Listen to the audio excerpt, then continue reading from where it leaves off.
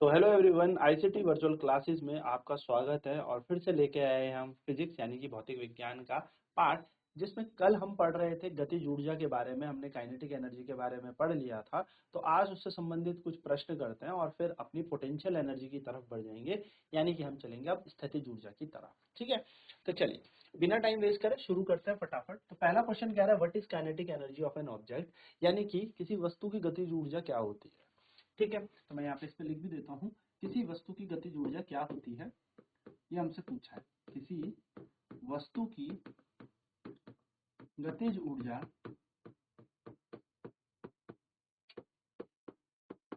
क्या होती है। तो आप सभी को पता है कि गतिज ऊर्जा जो होती है वो क्या है। जब कोई वस्तु मूव करे, जब कोई बॉडी मूव करे, यानी कि whenever a body moves from one place to another place, the energy stored in it is in the form of kinetic energy. क्या बोला सर, समझ नहीं आया तो फिर से सुनिए। जब कोई वस्तु चल रही होती है तो जो ऊर्जा उसके पास उसके चलने के कारण होती है उसे ही हम गतिज ऊर्जा कहते हैं। यानी कि काइनेटिक एनर्जी का मतलब होता है when a body is in motion. तो the energy possess by a body due to its motion is known as kinetic energy. तो हम इस पे नोट भी करेंगे इसे अच्छे से कि काइनेटिक एनर्जी क्या होती है। तो हम फटाफट से गतिज ऊर्जा की डेफिनेशन को यहाँ पे चेक कर लेते हैं। ठीक है, तो क्या होती है काइनेटिक एनर्जी, तो हम कहेंगे द एनर्जी, के ई का मतलब काइनेटिक एनर्जी। ठीक है, मैं पूरा ही लिख देता हूँ। The energy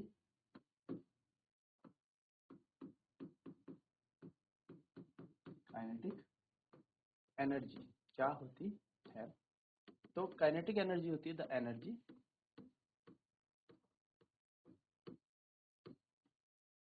in a body due to its motion is called kinetic energy.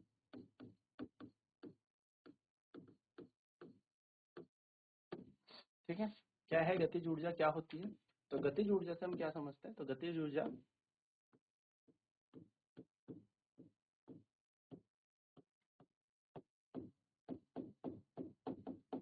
किसी वस्तु के पास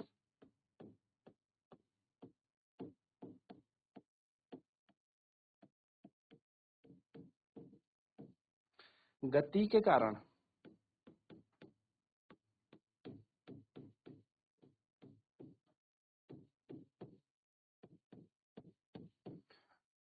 जो ऊर्जा होती है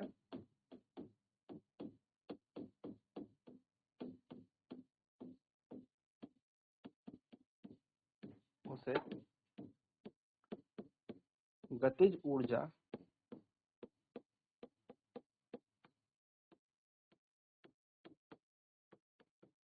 कहते हैं। तो किसी वस्तु के पास अगर उसके पास गति है, यानी कि वो मोशन कर रही है और मोशन के कारण उसके पास जो एनर्जी है, जो ऊर्जा है, उसी को हम गतिज ऊर्जा कहते हैं। ठीक है, तो पहले क्वेश्चन का आंसर फटाफट लिख लीजिए। What is kinetic energy of an object, किसी वस्तु की गतिज ऊर्जा क्या होती है। तो एक ऐसी ऊर्जा जो किसी के पास गति के कारण होती है, यानी energy possess by a body या energy in a body due to its motion is known as kinetic energy. इसे नोट कर लीजिए, फिर आगे बढ़ते हैं। तो गतिज ऊर्जा बेसिकली हमारे पास ये होती है ना। बात करते हैं अगले क्वेश्चन की। तो अगला क्वेश्चन हमारे पास क्या कह रहा है, तो अगले क्वेश्चन के लिए थोड़ी सी यहाँ पे जगह बना देते हैं, एंड देन फिर अगले क्वेश्चन की बात करते हैं। अगला क्वेश्चन हमें क्या कह रहा है, हम क्वेश्चन भी करेंगे। ठीक है, बहुत सारे न्यूमेरिकल्स भी करेंगे। जब एक बार हमारे चैप्टर हो जाएगा तो इससे रिलेटेड हम कम से कम 2 या 3 क्लासेस में न्यूमेरिकल्स करेंगे। बहुत सारे न्यूमेरिकल्स मैं आपको इसके कराने वाला हूँ।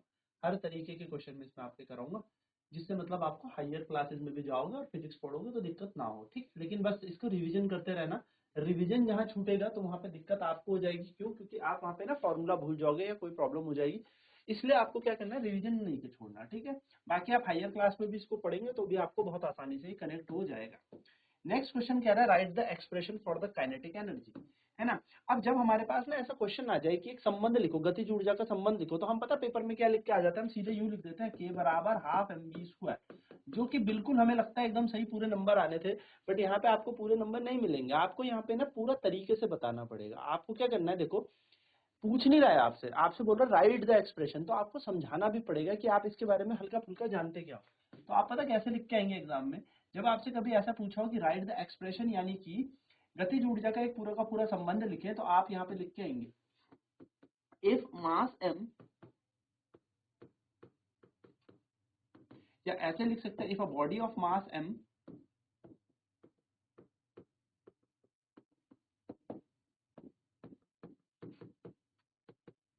is moving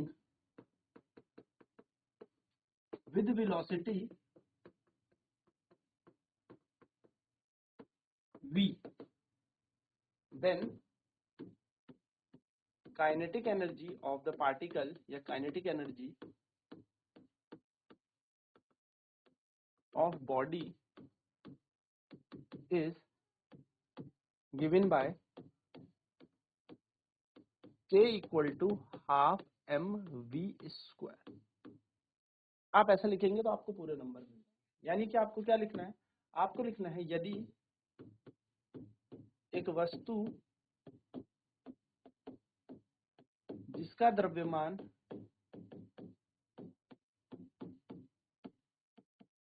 m है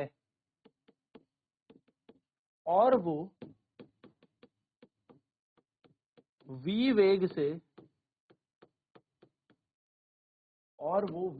से चल रही है,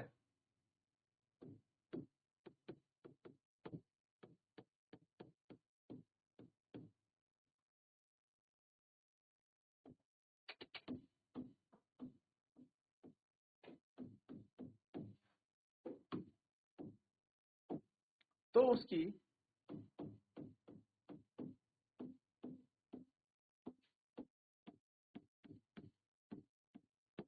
गतिज ऊर्जा के बराबर हाफ एम वी स्क्वायर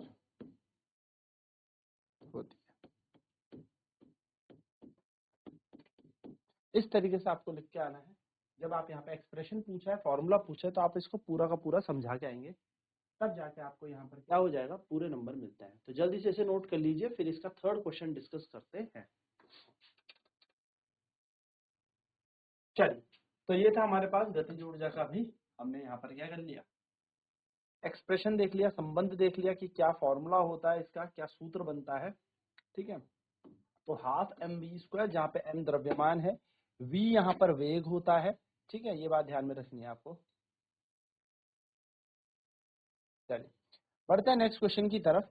और नेक्स्ट क्वेश्चन जो हमारा है वो एक न्यूमेरिकल है। ठीक है, तो इस न्यूमेरिकल को करना है, यानी कि इसको करना अंकिक प्रश्न है।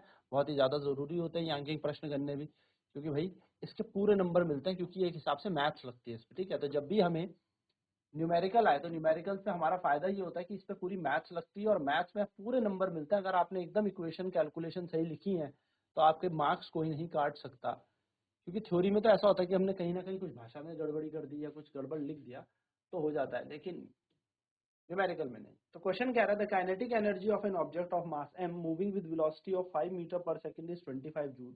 What will be its kinetic energy when the velocity is double. What will be its kinetic energy when the velocity increase 3 times. तो इस पे ना क्वेश्चन कुछ ज्यादा बड़ा पूछा है, तो हम इसको 2-3 पार्ट में करेंगे। ठीक है, पहले पॉइंट में देखते हैं। वो कह रहा है kinetic energy of an object, यानी कि जो हमारे पास गतिज ऊर्जा है किसी वस्तु की जिसका द्रव्यमान m है। तो हमें मास दे दिया है m, हम इसको पूरा ढंग से लिख लेते हैं। मास हमें कितना दे दिया है m। ठीक है, मास हमें कितना दे दिया इसमें m, मास हमें यहाँ पे कितना दे दिया m, यानी कि द्रव्यमान हमें दे दिया उस वस्तु का m। ठीक है, आगे बढ़ते हैं, क्या कह रहा है। The kinetic energy of an object of mass m moving with velocity 5 metre पर सेकेंड। कितने वेग से चल रहा है, तो वेलोसिटी है उसकी 5 मीटर पर सेकेंड। तो उस टाइम जो गतिज ऊर्जा थी वो थी 25 जूल। ठीक है सर, ये चीजें हमें दे रखी। आगे वो क्वेश्चन में क्या कह रहा है, वो क्वेश्चन में कह रहा है what will be its kinetic energy, इसकी गतिज ऊर्जा कितनी हो जाएगी, यानी कि इसकी नई गतिज ऊर्जा पूछी हमसे। When its velocity is double, जब इसका वेग डबल हो जाए।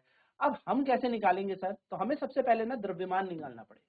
ठीक है, तो वो कह रहा है उसकी नई गतिज ऊर्जा बताओ जब वेग डबल हो जाएगा। तो यहाँ पे आपको एक चीज समझ में आ रही होगी कि पहले हम 5 मीटर पर सेकंड से चल रहे थे।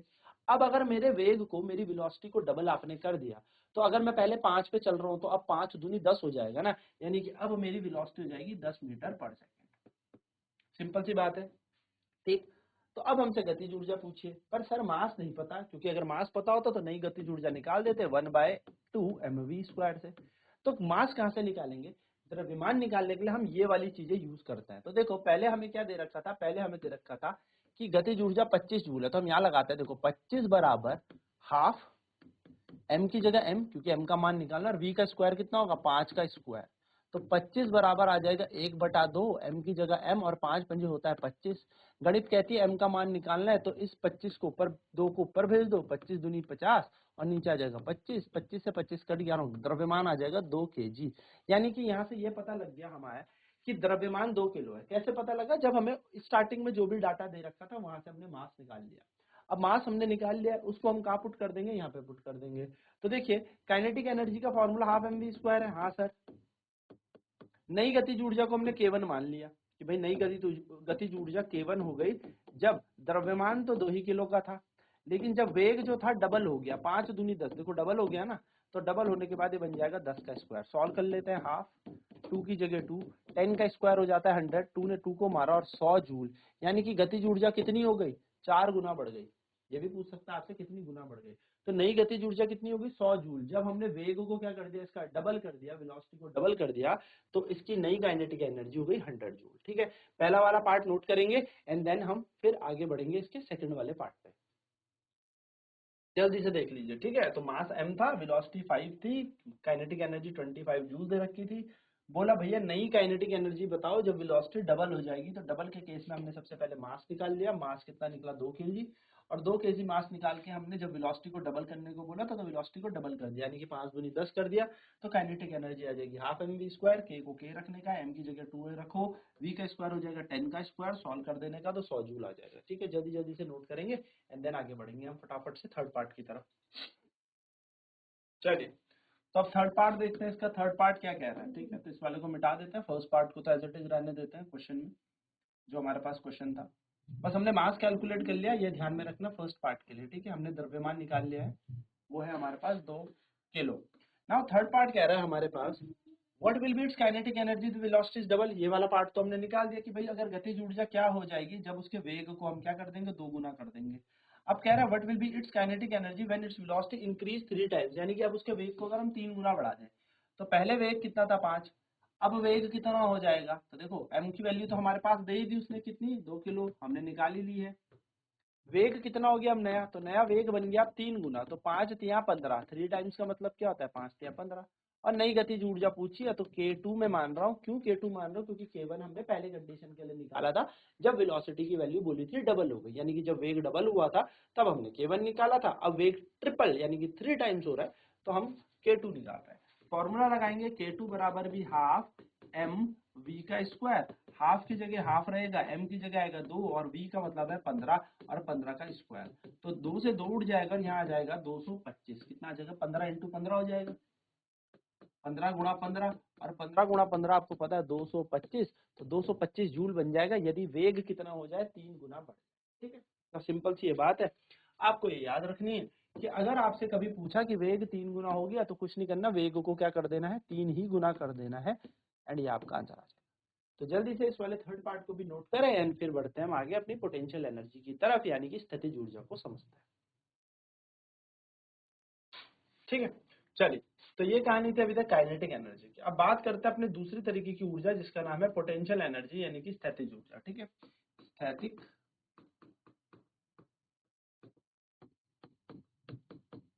ऊर्जा। ना स्टैटिक ऊर्जा क्या होती है, देखो यहाँ पर भी यही बोला हमें, टेक अ रबड़ बैंड। ठीक है, तो एक रबड़ बैंड को लो और उसे खींचो अपने उनके दोनों एंड से और उसको छोड़ दो, है ना, क्या होगा। तो आपने भी अपने दोस्तों के साथ क्या होगा कि आपने रबड़ बैंड खींचा है, या हम भाई बहनों के साथ करते हैं, रबड़ बैंड खींच के उनको मार देते हैं एक जगह से पकड़ के दूसरी जगह, तो उन पे लगती है। कैसे लगती है, क्योंकि जब हम किसी वस्तु को खींचेंगे, जब हम किसी वस्तु को खींचेंगे यानी कि उसके आकार को परिवर्तन करेंगे, उसके शेप को बदलेंगे, उसके साइज को बदलेंगे या उसकी ऊंचाई बदल देंगे, तो उसके पास एक ऊर्जा आ जाती है। उसकी शेप साइज चेंज होने के कारण, यानी कि उसके आकार, उसकी आकृति में चेंज होने के कारण उसमें क्या आ जाती है, एक ऊर्जा आ जाती है, और उसी ऊर्जा को हम स्थैतिक ऊर्जा कहते हैं। यानी कि स्थैतिक ऊर्जा कोई नई ऊर्जा नहीं है, किसी वस्तु को जब हमने खींच लिया तो उसके अंदर जो एनर्जी है या हमने किसी वस्तु की शक्ल बदल दी, शेप बदल दिया, साइज बदल दिया, आकार बदल दिया, ठीक है। हम क्या बदल रहे हैं, शेप साइज बदल रहे हैं, आकार आकृति बदल रहे हैं। जैसे आप कई बार एक रबड़ की बॉल को दबाएं और फिर उसे छोड़े तो वो एकदम से वापस आ जाएगी, एक स्प्रिंग को खींचे और छोड़े तो वो वापस आ जाएगी, एक स्प्रिंग को दबाएं छोड़े तो वो वापस खुल जाएगी। कहने का मतलब क्या होता है, जो एनर्जी किसी बॉडी के अंदर स्टोर होती है due to change in its shape and size, उसे हम कहते हैं पोटेंशियल एनर्जी। मैं फिर से कह रहा हूं, the energy stored in a body due to change in its state of you can say that shape and size, यानी कि जब किसी वस्तु के अंदर कोई ऊर्जा होती है, उसकी आकार, उसकी आकृति के बदलने के कारण या परिवर्तन के कारण उस ऊर्जा को हम क्या कहते हैं, स्थैतिक ऊर्जा कहते हैं। जैसे एक उदाहरण के तौर पे और समझ लो, अगर मैं यहाँ पर एक पत्थर रखूं, ठीक है, या एक समझो बॉल है मेरे हाथ में, एक मैं बॉल रखूं और मैं उसे यहाँ से छोड़ूंगा तो वो कुछ टप्पा खाएगी। अब मैं 3 माले ऊपर जाता हूँ और 3 माले से उस बॉल को छोड़ता हूँ, तो आप खुद इमेजिन करिए वो बॉल टप्पा ज्यादा कब खाएगी। तो आपका जवाब होगा सर, जब आप 3 माले ऊपर चढ़ जाएंगे तब आप उस बॉल को छोड़ेंगे तो वो बॉल ज्यादा जंप करेगी, बम्प अप करेगी।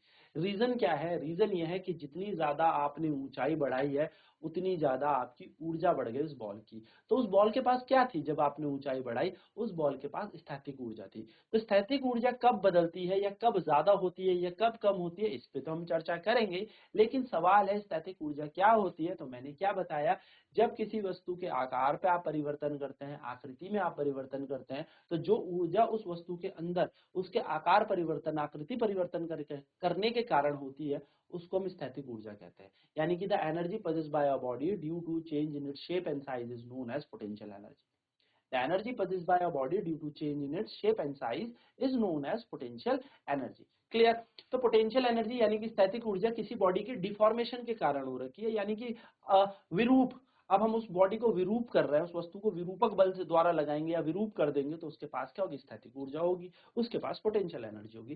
जैसे उदाहरण के तौर पे आप देखिए, आप तीर खींच लेते हैं यानी कि कमान खींच लेते हैं, तो उस पर तीर अटका हुआ होता है। जैसे आप कमान को छोड़ेंगे तो वो तीर क्या करेगा, एकदम गोली की तरह वहां से निकल जाएगा, यानी कि एरो वहां से अपना निकल जाएगा। अब उसके पास कौन सी ऐसी एनर्जी थी जिससे वो एरो यहाँ से निकल गया, एरो हिट हो गया। तो रीजन आपके पास होगा कि जब आपने वो, जो आपने क्या बोलते हैं उसे, प्रत्यंजा हम कहते हैं, ठीक है, जो स्ट्रिंग आपने खींची, जब आप वो स्ट्रिंग को खींचेंगे, तो जब वो स्ट्रिंग खींचेंगे तो उस पर होगा क्या, जब उस रबड़ को खींचेंगे या उस बैंड को खींचेंगे या उस रस्सी को खींचेंगे या धागे को खींचेंगे, तो उसके पास होगी पोटेंशियल एनर्जी। कैसे आई सर ये पोटेंशियल एनर्जी, आपने उसकी शेप बदल दी। सेम टू सेम वैसे ही जैसे आप एक गुलेल में पत्थर फंसा के फेंक देते हो तो वो पत्थर बहुत तेजी से जाता है। तो उस जब उसको खींचा हुआ है, गुलेल की रबड़ को खींचा हुआ है, तो हुआ क्या, उसके पास कौन सी एनर्जी है, पोटेंशियल एनर्जी। उसके पास कौन सी एनर्जी है, स्थैतिक ऊर्जा। सर कैसे स्थैतिक ऊर्जा, क्या शेप नहीं बदल गया यहाँ पे, बदला ना शेप, जब हमने इसे खींचा तो इसकी साइज बदल गया, आकार बदल गया। जब हमने रबड़ खींच के अपने दोस्त पे मारा था तो वो रबड़ क्यों लगा, क्योंकि उस रबड़ के पास कौन सी ऊर्जा थी, स्थैतिक ऊर्जा। और जब हमने छोड़ी तो ऊर्जा का क्या हुआ है, परिवर्तन हुआ है और वो काइनेटिक एनर्जी में बन के हमारे दोस्त पे लगी। हम ऊर्जा के परिवर्तन के बारे में भी पढ़ेंगे कि how energy converts from one form to another. हम ये भी जानेंगे कैसे ऊर्जा एक रूप से दूसरे रूप में बदलती है, परिवर्तित होती है। पर अभी हम स्थैतिक ऊर्जा को जान रहे हैं, तो स्थैतिक ऊर्जा का मतलब हो गया अगर आप किसी वस्तु के शेप साइज को चेंज करें। If you are changing the shape size of an object, yes the body has the potential energy. यदि आप किसी वस्तु के आकार को, किसी वस्तु के आकृति को बदल रहे हैं, तो वो बदल रहे हैं तो उस वस्तु के पास क्या है, पोटेंशियल एनर्जी है। ठीक है, यही चीज हम यहाँ पे कह रहे थे। तो देखो यहाँ पे क्या बोला है, इस एक्टिविटी के थ्रू हमें ये बोला, in the above situation the energy get stored due to the work done on the object, the energy transfer to an object is stored as a potential energy. तो जैसे मैंने एक रबड़ को खींचा और उस रबड़ को छोड़ा तो मेरे दोस्त पे लगी। मेरे दोस्त पे क्यों लगी, क्योंकि उसके पास एक ऊर्जा थी। तो जब तक तो रबड़ मैंने खींच रखा है एकदम, तब तक कौन सी एनर्जी है इसके पास, पोटेंशियल एनर्जी। अब मैं इसे छोड़ दूंगा, जैसे ही मैं इसे छोड़ूंगा तो रबड़ जाके लगेगा और उसके पास काइनेटिक एनर्जी आ जाएगी। तो पोटेंशियल एनर्जी क्या होती है, पोटेंशियल एनर्जी का मतलब होता है किसी वस्तु के पास, देखो ये सारे उदाहरण मैंने आपको बता दिए, ठीक है, किसी वस्तु के पास जो एनर्जी उसके शेप साइज के चेंज होने के कारण होती है, उसको हम पोटेंशियल एनर्जी कहते हैं। तो डिफाइन कर लेते हैं, what do you mean by potential energy. The energy possessed by a body due to change in its shape and size is known as potential energy. किसी वस्तु के आकार आकृति को बदलने के कारण जो ऊर्जा उसके पास होती है उसको हम स्थैतिक ऊर्जा कहते हैं या स्थितिज ऊर्जा कहते हैं। ठीक है, तो पोटेंशियल एनर्जी क्या होती है?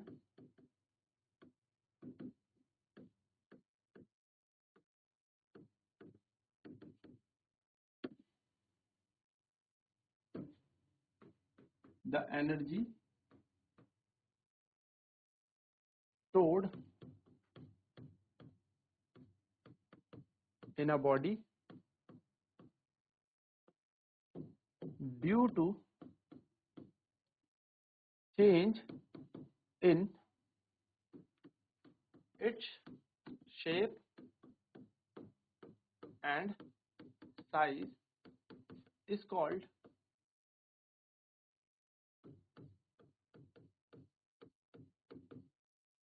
potential energy। क्या होती है स्थैतिक ऊर्जा?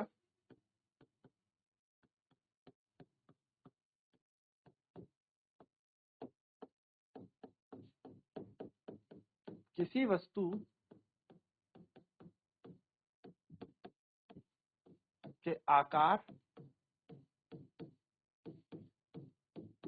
या आकृति परिवर्तन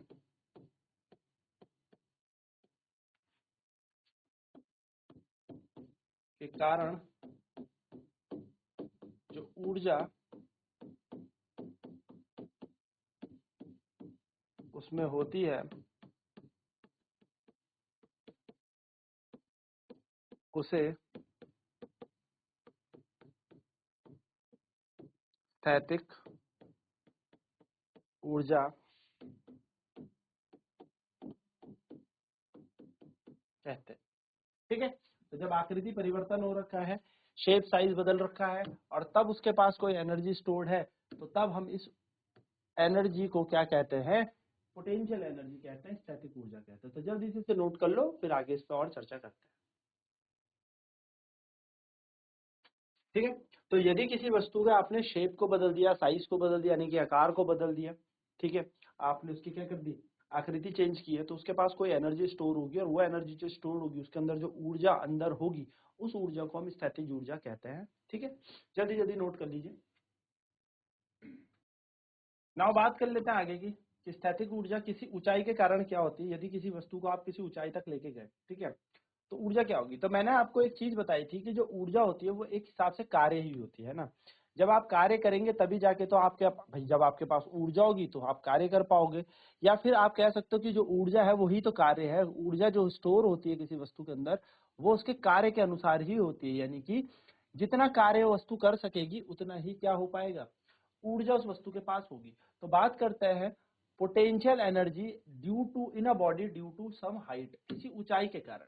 मान लो आप इस बिल्डिंग पे खड़े हैं जिसकी ऊंचाई है h, आपका द्रव्यमान m है। अब आप यहां से यहां तक गए होंगे, या फिर मैं इसको थोड़ा सा और अच्छे से समझाऊं, ऐसे समझ लीजिए कि आप इस बिल्डिंग के फ्लोर पे खड़े हो, आप कहीं पे जमीन पे खड़े हो, ठीक है, अब आप m द्रव्यमान के हो। अब आपको उठा के इस हाइट h ऊंचाई तक मुझे लेके जाना है, ठीक, या आपके पास कोई सामान है, उस m द्रव्यमान को आपको ऊपर h ऊंचाई तक लेके जाना है। तो इस h ऊंचाई तक जब आप लेके जाओगे तो आपको पता है कि आप ऊपर की तरफ जा रहे हो, यानी कि आप वर्टिकली जा रहे हो ऊपर। तो ऊपर की तरफ जब आप वर्क डन निकालने की कोशिश करेंगे तो वर्क डन का फॉर्मूला तो होता है फोर्स इनटू डिस्प्लेसमेंट, यानी कि अगर आप कार्य निकालेंगे तो कार्य का सूत्र होता है बल गुणा विस्थापन। अब सर जब हम हाइट में किसी चीज को लेके जाते हैं तो बल जो बनता है वो क्या बनता है, वेट बन जाता है। तो यहाँ पर जो फोर्स होगा, फोर्स ही तो एक तरीके से वेट है, वो बन जाएगा mg। क्या बन जाएगा उसका सूत्र, mg। तो कार्य का जो सूत्र बन जाएगा वो बन जाएगा mg। और विस्थापन कितनी हुई है, तो ऊंचाई पर जब आप जाते हैं तो आपने लॉज ऑफ मोशन, यानी कि जब हमने गति के नियम चैप्टर पढ़ा था तो उसमें भी आपने एक चीज पढ़ी होगी कि विस्थापन ऊंचाई के केस में h बन जाता है। जब आपने गति के समीकरण भी पढ़ोगे याद होगा ना, v is equal to u plus a t. जब हम ऊंचाई की बात करते हैं तो v is equal to u plus g t या v is equal to u minus g t हो जाता है। याद होगा आपको, v square is equal to u square plus two a s, तो ये बन जाता है v square is equal to u square plus two g h. तो जब एस की बात होती है, विस्थापन की बात होती है और ऊंचाई की बात हो रही हो, तो ऊंचाई में हाइट जो होती है यानी कि ऊंचाई जो होती है वो आपका विस्थापन का रूप ले लेती है, तो आपका विस्थापन बन गया एच। अब बस कुछ नहीं करना, ये तो वेट है, ये तो वेट सॉरी ये तो वर्क डन है ना, हम वर्क निकाल रहे हैं, ठीक है। तो यहाँ पे वर्क लिखते हैं, यहाँ पे कार्य है, फोर्स की जगह हमने mg लगा दिया और डिस्प्लेसमेंट की जगह h लगा दिया। यही जो कार्य है, यही जो कार्य है, यही जो कार्य है, यही कार्य आपका किस ऊर्जा में होगा, पोटेंशियल एनर्जी में होगा, स्टैटिक रूप में होगा। तो स्टैटिक ऊर्जा का सूत्र हमारे पास क्या बन जाएगा, mgh। अच्छा नोट करना एक छोटी सी बात, जो पोटेंशियल एनर्जी होती है उसको हम U से दर्शाते हैं, ठीक है। काइनेटिक एनर्जी को जैसे हम K से दर्शा रहे थे, कहीं कहीं किताबों में K डॉट E से दर्शाया जाता है, बट पोटेंशियल एनर्जी स्टैटिक ऊर्जा को U से दर्शाया जाता है, ठीक है। फटाफट से इस फॉर्मूले को नोट कर लो, फिर हम आगे बढ़ते हैं। सो आई होप ये सारी की सारी चीजें आपको समझ में आ गई होगी। हमने गतिज ऊर्जा के प्रश्न करे, आज स्थैतिक ऊर्जा को भी हमने स्टार्ट कर दिया है और स्थैतिक ऊर्जा पे भी हम ऐसे ही प्रश्न करेंगे। और फिर जब हमारी ये पूरा कंप्लीट सेशन हो जाएगा तो डेफिनेटली हम लोग इस पर पूरे अच्छे से न्यूमेरिकल करेंगे, क्योंकि कार्य हमने पढ़ लिया है, ऊर्जा हमने पढ़ लिया, अब हमने शक्ति ही पढ़ना है। तो आने वाले सेशन में हम शक्ति यानी कि पावर के बारे में डिस्कस करेंगे। तो मिलते हैं आपसे अगली क्लासेस में, तब तक ICT वर्चुअल क्लासेस में जुड़ने के लिए धन्यवाद। आपका दिन शुभ हो।